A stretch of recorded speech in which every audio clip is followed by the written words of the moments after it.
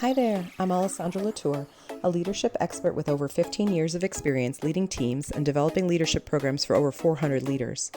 I've had the privilege of designing learning programs for companies ranging from 15 to 5,000 team members, and I've earned a Doctor of Education degree to make sure that all of the programs I develop maximize learning and action. Through the 𝘺𝘪 Leadership Academy, I empower emerging and existing leaders to embrace their authentic leadership style, create team synergy, and foster a positive work culture through curated and personalized learning experiences.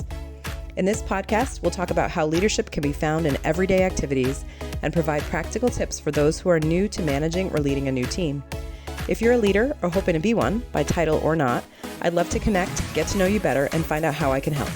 You can grab a free resource on my website, 𝘺𝘪leadershipacademy.com, and sign up for my weekly email newsletter where we talk about leadership skills, network, and share action-based ways to enhance team collaboration and positive productivity. This mini-sode is about nailing communication and feedback, because who doesn't love a good, awkward conversation? Let's get started. All right, so one of the questions that came in about communication and feedback were, what are the best practices for giving constructive feedback? Now, first off, I want to say that anytime you're using constructive feedback, you should also be considering whether you should give positive feedback for other things. And I'm not talking about the feedback sandwich where you do positive, negative, positive, because nobody likes that and things just get lost. Too much feedback at one time. So I would say pick one thing that you're giving feedback on. Unless you're doing an annual review, fine. If you're having just a regular feedback session, which you should do regular in your one-on-ones or on a more frequent basis than annual, because you don't want anybody to be surprised about how they're doing when it gets to their annual review. So giving more feedback frequently is a way to do that. All right, so my favorite method for giving feedback, whether it's positive or constructive, is the SBI method. SBI stands for Situation, Behavior, and Impact. Now, I like this method to structure feedback for a couple of reasons. It focuses on specific behaviors and outcomes, and it stays away from feelings, from personal characteristics. It really focuses on facts. And then the other part I really love about it is the impact piece, the I of SBI.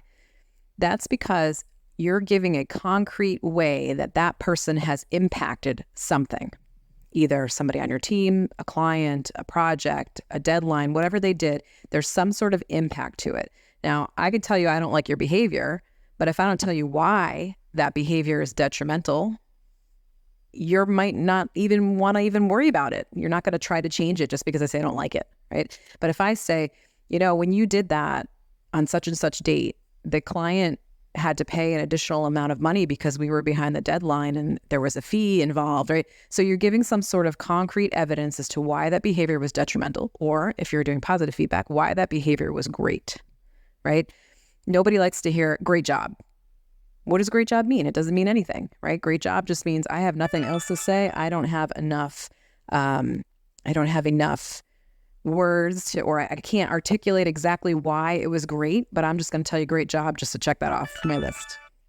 All right. So in order to kind of circumvent that, I really like SBI because you are specifically saying this at this time and location, you did this behavior, again, facts, not feelings, and it had this particular impact.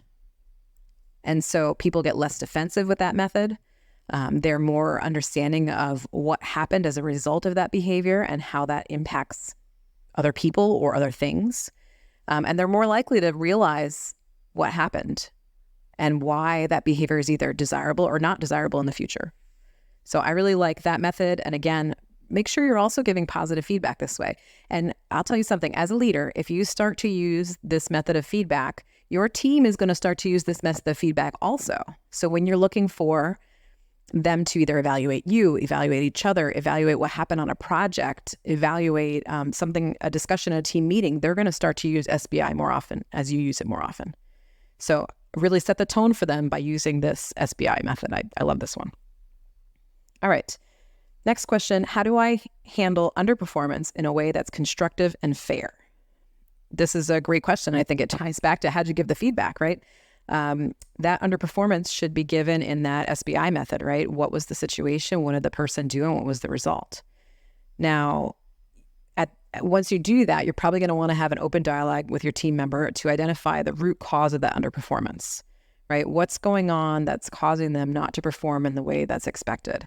Is it a communication issue? Is it they don't have the skill? Is it they don't have the support? Like, what's going on? Do some root cause analysis to figure out why is that underperformance happening. When you figured out what's going on, then you have the ability to go back and develop a performance improvement plan with some clear, measurable goals, right?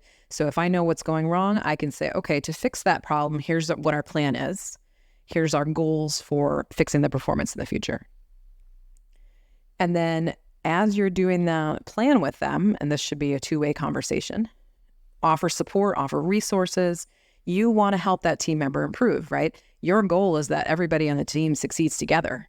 You're not going to just let Susie go off and die on her own because she can't do something, right? You want to offer her the support that she needs to improve. So work on how you're giving feedback, identify the root cause of the underperformance, and then develop a performance improvement plan with your team member side by side, figure out how we can fix the performance. All right, the last question that came in on this topic was, how can I ensure my team's goals align with organization's objectives? So how's my team's goals aligning with my company's goals? So I think number one, hopefully you have a company that is regularly communicating their vision and their goals in general. As a leader, you should take those goals and visions of the company and communicate those to your team.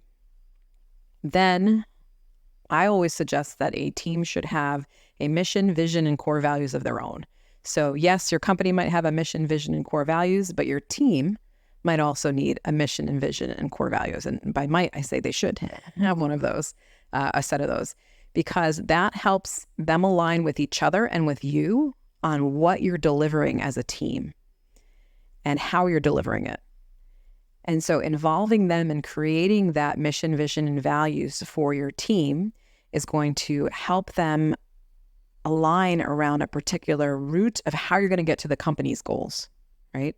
So yes, you want to think about the company's mission, vision, and core values and goals, but you also want to make sure your team understands how their mission, vision, and core values apply to those organizational goals. Then you're going to want to make sure that you're checking, if you have a bunch of new people come on your team, or you lose some people on your team, or your team's function changes, you're going to want to reassess that mission, vision, and core values. It's not a bad idea to do that annually at the least.